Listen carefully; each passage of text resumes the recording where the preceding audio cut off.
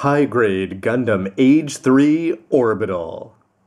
Hey, what's up again, everybody? Robert184, 2Rs2Bs, Gundam Reviews.net, and that's the advanced grade Age 3 Orbital there, but you've already seen the unbox and some incredibly detailed and very cool parts that you can check out in part 2, but it's part 3 and that means it's time to put it together and transform it, so let's get right to it.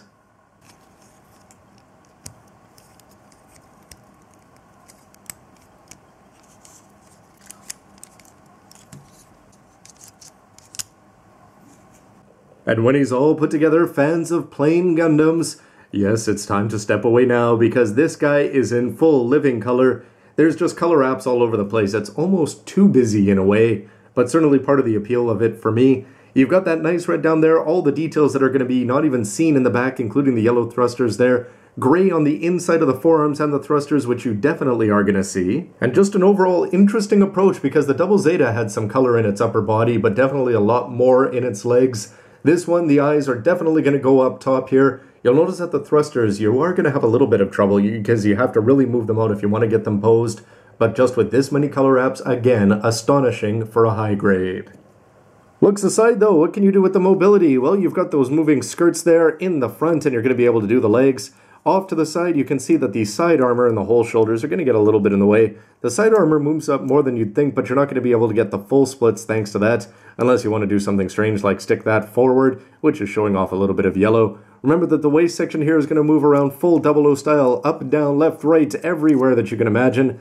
Nice bend there with the knees and the ankles. If you want to take a look at them, they also do rotate this way and up and down. So you're going to be getting some incredible mobility. Just a little one thing to be careful of, if you pull it out too much, it can dislodge, which is usually part of turning him into that cool aerial ballerina mode. But just be careful of it and you shouldn't have any issues, and it's going to provide some decent mobility, it seems.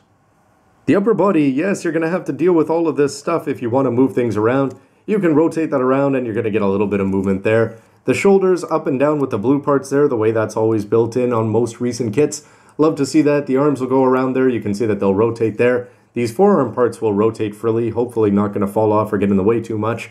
The arm is going to give you a nice bend, but it's the thruster that's more interesting back there. In addition to this guard moving up and down, this yellow part, and the white part on the inside isn't going to move. I wonder if that would for the master grade. But you can see the way the thruster, it's just slid in there. But if you want to dislodge it and actually start moving it, you're going to have to pull it up more than this. So then you're able to turn this and get some pretty cool dynamic poses. But if you just want to move it on here, it's going to stay locked into place. The head is just on a regular PC-6 there, and this core fighter is not going to do too much except bonk him in the back of the head if you're not careful. To the comparisons now, where on the side of the box they showed off Kyo taking on Zeheart there in the Giraga, and they're definitely going to look cool here, sort of in their sub-final suits here, as we almost had the final boss in the form of Zeheart.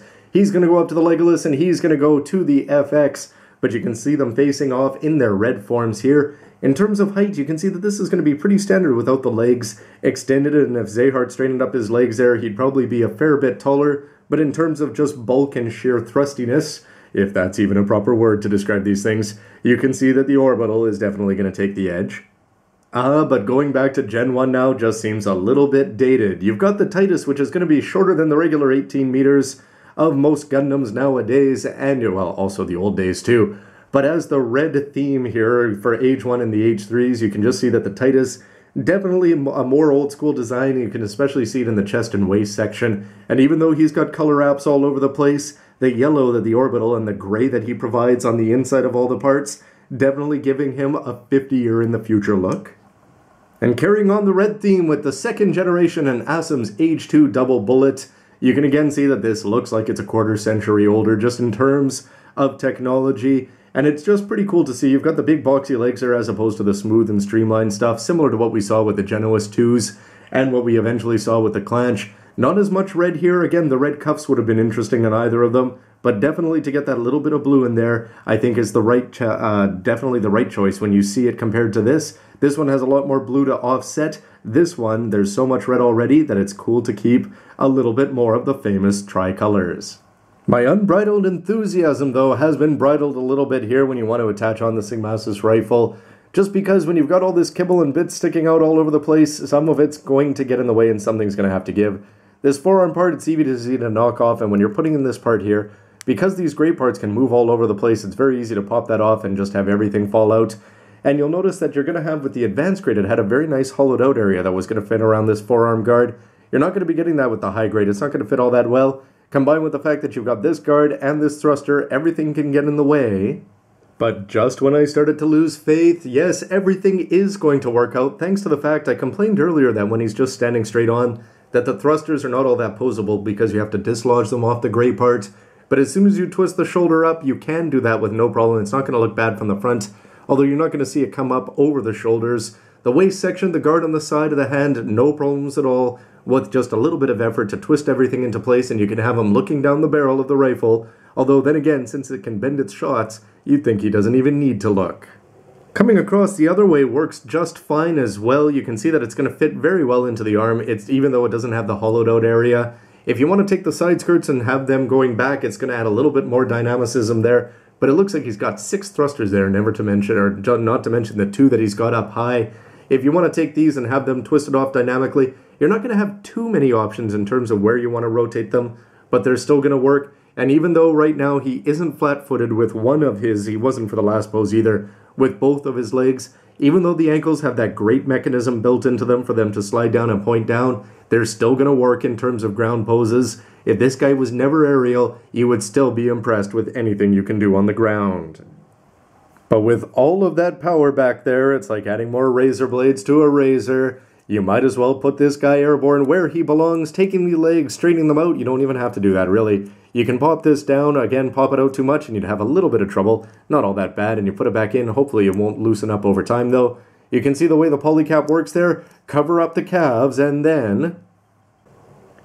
And there he is, freed from the chains of gravity, as Char always intended, thanks to the fact that he's got that action base included, which isn't free. I mean, it's built into the 1,800 yen that you're going to be paying for this. But there he is, the toes are pointing down, they've got gray parts there, so if you're going to see it, they've got that nice part there, and you've got very sleek.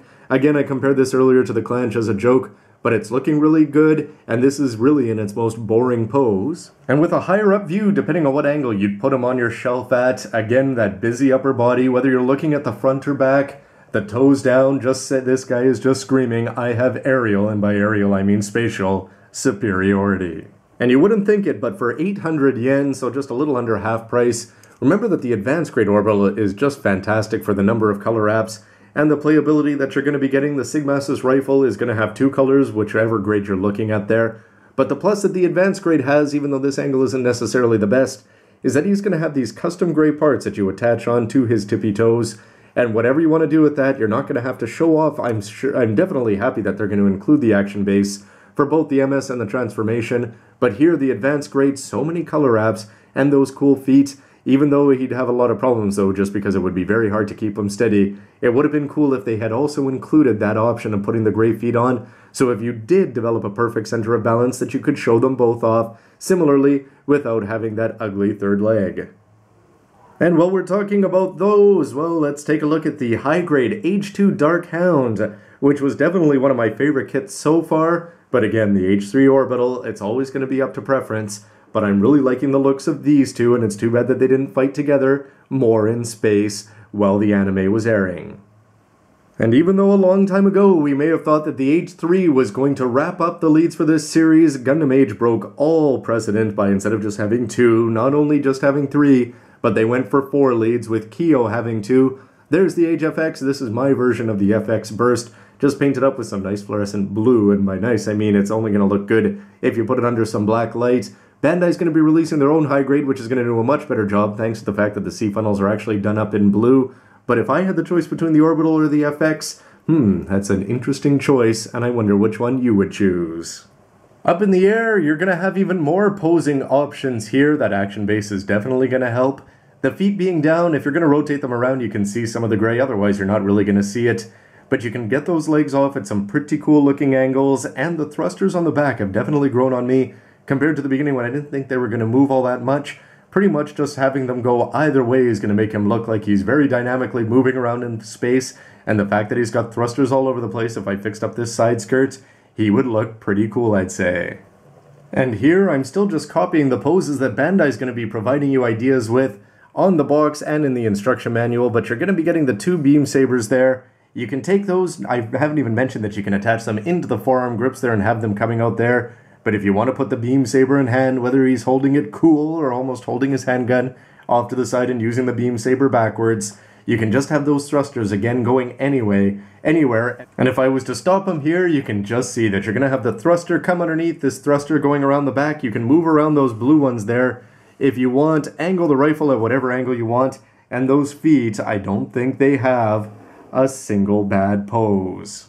So I'm going to wrap up my look at the mobile suit mode here just because of the fact that you can move the ankles. You wouldn't think that he really needs 2 posing in comparison sections, but you can tell that I'm impressed with this guy. Stick around for the next part to see how the transformation works out and whether that'll be anywhere near as impressive, and of course my final verdict. But why don't you let me know what you think of this MS mode for the H3 Orbital? How does he stack up compared to the FX and everything else we've seen in the 3 generations? Anyway, everybody, thanks for watching. See you next time.